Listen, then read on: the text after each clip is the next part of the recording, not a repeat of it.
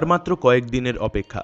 আমরা ভারতীয়রা সাক্ষী থাকতে চলেছি এক ঐতিহাসিক মুহূর্তের। আগামী 22শে জানুয়ারি রঘুকুল বীর মর্যাদা পুরুষোত্তম ভগবান শ্রী রামচন্দ্রের প্রাণ প্রতিষ্ঠা ও তার মন্দির উদ্ঘাটন হতে চলেছে অযোধ্যায়। এই রাজকীয় মন্দিরটি আধুনিক প্রযুক্তি ও প্রাচীন ভারতীয় ঐতিহ্যকে প্রতিফলিত করবে। আর সব থেকে বড় কথা, এই বিশাল ভব্য মন্দিরটি নির্মাণে ব্যবহার হয়নি এক টুকরো ইস্পাতের। কি শুনে আপনারা অবাক হলেন তো এই ভিডিওটির মাধ্যমে? তাহলে চলুন আমরা জেনে নিই অযোধ্যার রাম মন্দির সম্পর্কিত বিভিন্ন বিষয়। ভিউয়ার্সদের কাছে একটি অনুরোধ রইল, ভিডিওটি পুরোটা দেখবেন এবং দেখার পর আপনাদের যদি ভালো লাগে তাহলে অবশ্যই আপনাদের মতামত কমেন্ট বক্সে লিখে জানাবেন। ভিডিওটি ভালো লাগলে অবশ্যই একটি লাইক করে দেবেন ও চ্যানেলটি সাবস্ক্রাইব করে আমাদের পাশে থাকবেন, যাতে আমরা মোটিভেট হই বিভিন্ন ইন্টারেস্টিং টপিকের উপর ভিডিও তৈরি করতে। তাহলে চলুন আজ আপনাদের পরিচয় করিয়ে দিই রাজা রামচন্দ্রের মন্দির প্রতিষ্ঠা ও তার প্রতিটি কোণার সঙ্গে।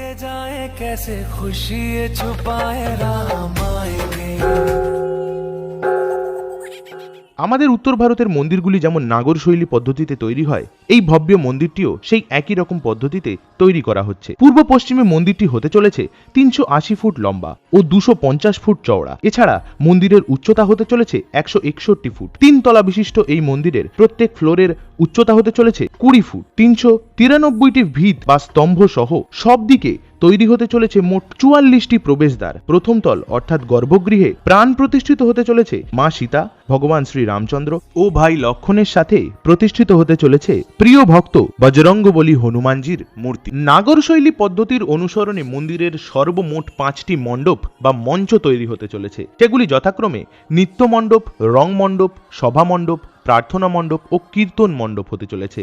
মন্দিরের পশ্চিমে তৈরি হতে চলেছে সিংহদুয়ার, যাতে প্রবেশের জন্য তৈরি হবে সর্বমোট 32টি সিঁড়ি। এই মন্দিরের অরিজিনাল নকশা 1988 সালে গুজরাটের আহমেদাবাদ নিবাসী সোমপুরা পরিবারের তরফ থেকে প্রস্তুত করা হয়েছিল। তথ্য অনুযায়ী এই সোমপুরা পরিবারের 15 পুরুষ ধরে তারা বাস্তু নির্মাণ শিল্পের সঙ্গে জড়িত এবং তারা এখনো পর্যন্ত গোটা পৃথিবীর বিভিন্ন দেশের প্রায় 100রও বেশি মন্দিরের ডিজাইন তৈরি ও তা নির্মাণের সঙ্গে জড়িত। এই পরিবারের মুখ্য সদস্য চন্দ্রকান্ত ভাই সোমপুরা রাম মন্দিরের মূল নকশার কিছু নতুনত্ব এনে 2020 সালে তা সকলের সামনে রাখেন। যেরকমটা আগে বলেছিলাম, এই মন্দির নির্মাণে ব্যবহার করা হয়নি লৌহ জাতীয় কোনো ইস্পাত। তার পরিবর্তে এখানে ব্যবহার করা হয়েছে 17,000 মকরানা গ্রানাইট পাথরের, যার এক একটির ওজন প্রায় 2 টন। গর্ভগৃহে এই পাথর দিয়েই তৈরি করা হয়েছে প্রভু শ্রী রামচন্দ্রের আসন। এই সাদা মার্বেল দিয়েই তৈরি করা হয়েছে গোটা মন্দিরের পাটাতন চত্বর। যেহেতু লোহা বেশি দিন টেকে না, তাই লোহার পরিবর্তে এই মন্দিরে ব্যবহার করা হয়েছে কপারের। মন্দিরটি এমন ভাবে প্রস্তুত করা হচ্ছে যাতে আগামী 100 বছরেও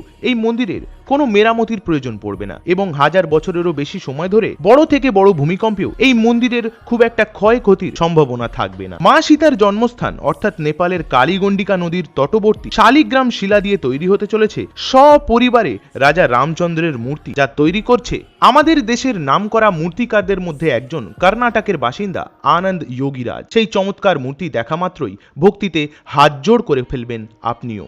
এছাড়াও রাম মন্দিরের শিলাপূজনের সময় ভারতের পবিত্র ধার্মিক স্থলগুলি সহ থাইল্যান্ড ও বর্তমানে পাকিস্তানে অবস্থিত সারদাপীঠ মন্দির থেকে মাটি ও আমাদের সুপ্রাচীন বৈদিক শাস্ত্রীয় বিধি মেনে গঙ্গা, যমুনা, কাবেরী, গোদাবরীর মতন 100 পবিত্র নদীর জল দ্বারা শিলাপূজন সম্পন্ন করা হয়েছিল। ছাড়া তামিলনাড়ুর রামেশ্বরম থেকে আনানো হচ্ছে 600 কেজি ওজনের একটি বিশাল ঘণ্টা, যাতে খোদাই করা হয়েছে জয় শ্রীরাম এই মূল মন্ত্র।